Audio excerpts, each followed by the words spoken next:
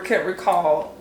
One of my nephews actually was getting reprimanded, and his punishment was to put a book on his head. He had to stand there. Oh. And I don't know if he moved, the time started over. Like, he couldn't drop the book off his head. I don't remember if he had to, like, flamingo it and, like, stand on one leg. I don't remember. But to me, I was like, oh, my poor nephew. He got to stand there with that book.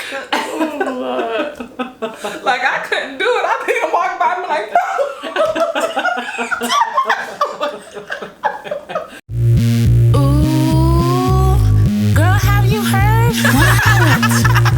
oh my gosh. Let's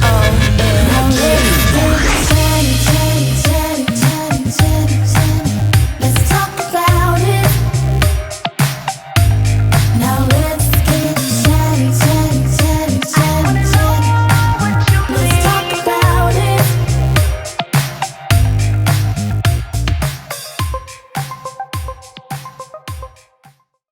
hey girl, hey guys. Buenos dias. So I don't know if you all seen there. Well, actually, I just want to have it like just a casual conversation with you, because we're all our mothers and we all raise our children totally different ways. And I think this generation, I seen a video where a teacher actually went viral from recording a conversation, which is the mom's response. Just like, I'm calling you because your child will not sit down and stop talking. She said, well, why are you calling me? I gotta work. And she was like, well, I'm using she said there's like steps. And so the mom was like, y'all can't make them sit down? She was like, well, I'm calling you. And so the mom was like, I ain't got time for this. So I just think and then there's other videos that have circulated where a teacher took like a cell phone from a student and parents were like, give my child back their phone. I'll pay that bill. You pay that bill. But this one mom's response was different. She was like, well, if you take it, like you told her to put it away. Like if you take it, you can, at this point, you can have it. I just think the dynamic of how we raise children, especially if you compare it to like the 1940s, 60s, and 70s, it was more. I remember going to the principal's office and I got paddled. Like one of the punishments was to get hit, get a spanking. Mm-hmm. And I got a spanking from my principal. Like, and that was my thing. And he had this big old paddle. He had one good, what is it called, swipe or a hit, and swiped it right across my derriere and smack. That was my punishment, and that was it. It wasn't no ISS. It wasn't no call your mama. It was like, we're going to deal with this right here, right now. But the teacher couldn't do it, but the person in authority did. And I think it helped. I didn't want to go back to the principal's office. Yeah. So I straightened up. I saw a story of a girl talking about, she said, she was explaining that, she said, the reason we got a whippings when we was kids was because the scripture says, spoil the child, spare the rod, spoil the child. She said, and that's why we got whoopings. And I was like, actually, that's not why you got whoopings. You got whoopings because you probably deserve to get a whooping. But you know, so many people believe not giving whoopings. And speaking of just raising children differently, I wonder if they would do a survey. I wonder how many children nowadays actually get spankings compared to like.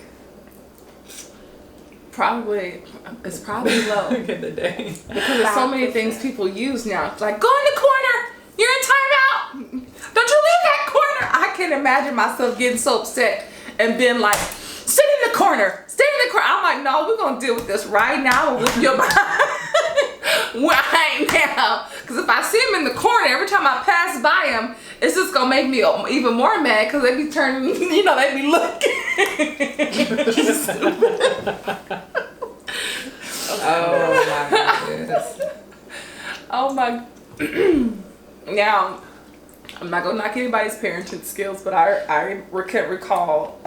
One of my nephews actually was getting reprimanded, and his punishment was to put a book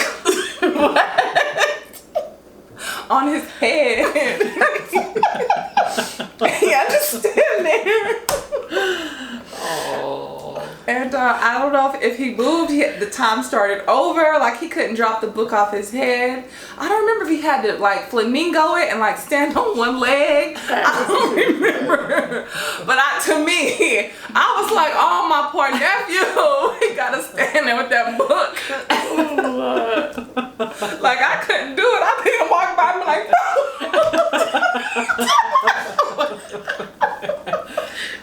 I would have knocked that book off the Oh my goodness. See why you gotta paddle. I wonder if that was D. 'Cause I remember that's how his papa would punish him like that. He'd have to hold books. He'd be shaky like, poor baby. It's so different now. Well, his daddy didn't believe in spanking, but I think when he got to a certain age, he's like, I think he's gonna have to get a spanking. I was like, oh, we didn't believe in spanking. But yeah, I don't know. I think if done properly, I don't see anything wrong with spanking if done properly, not to the extreme, not to where they're bleeding and you're hitting them with whatever. They should sell that, like a beating belt. Or a beating rod in the store. A beating belt? Or a discipline belt. I'm going to go buy that discipline belt on Amazon for $5.99. And it's a certain weight. It's a certain fiber. A certain weight. You know? Like it's not too heavy. Right. It's real light. I know. It's There's real just light. too many people that would abuse that, I would say. I remember my grandma used to make us get our own switches off the tree. She had these bushes in the front of her yard, and she was going to give it to me this day. She sent me out to get my own switch, so I pulled a number on her. I got the smallest switch I could get off that tree. She looked at that little thing, and she tore my little legs up. She put me across her lap. She put her hand on my back, and she just went, and she just kept going in that same spot. Before I knew it, I was a whole like yeah. So I think it works. I grew up in that generation. You got a spanking. There was no coming back. There was no a bunch of talking about it. And in my opinion, I think it worked. If discipline's done correctly, it works. It works. Discipline. Interesting. I think there's so many forms of discipline these days. What about talking?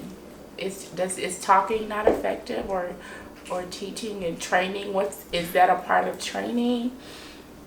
Teaching, it is. Is that the? It is. Or is that the consequence to not following teaching? Consequence to not following training? I don't know. Interesting topic. I think that, so like with my children, I did a lot of talking, and there was a lot of meetings, and it was a lot of making sure they understood. Like even though I'm saying I got spankings, I barely spanked my children, but they got them when they really, really got it.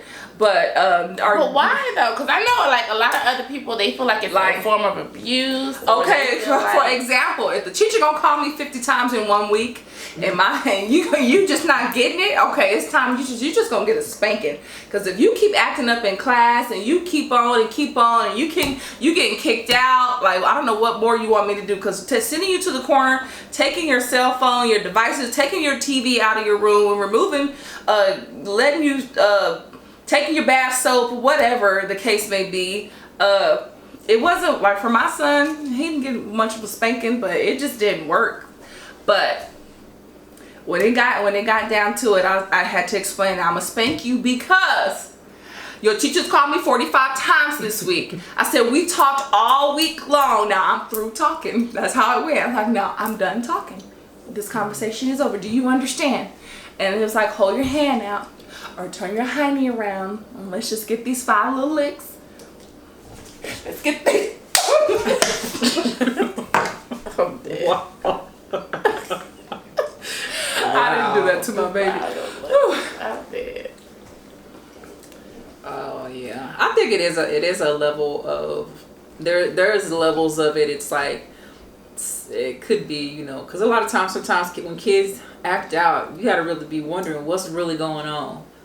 why are you acting out? Because it's just like a form of attention. So why are you acting out? So what's really going on?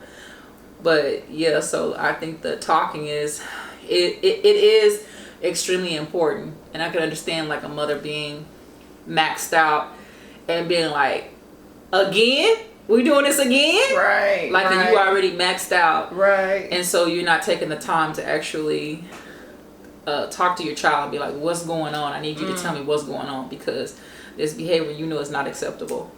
Yeah. There's the things that you're not supposed to be doing. So what's really going on? So yeah. That's good. I think it's good to check, like, are you, like, am I giving you adequate amount of food and vitamins? Are you getting enough sleep? Yeah. Like, are you getting too much sugar? Yeah, something going on at school. Like, yeah. Like, are you being bullied? Then you assess everything. So I don't think it's right to just go in and be like, all right, we about to get this big down today. Yeah. You got to look at the big picture. Like, what other elements are in effect here? Yeah. Like, do we need to take you to counseling? Like, what else is going on? And I think that's where Dolores with the talking comes in. Let's figure out what's happening. Let's kind of problem or troubleshoot here.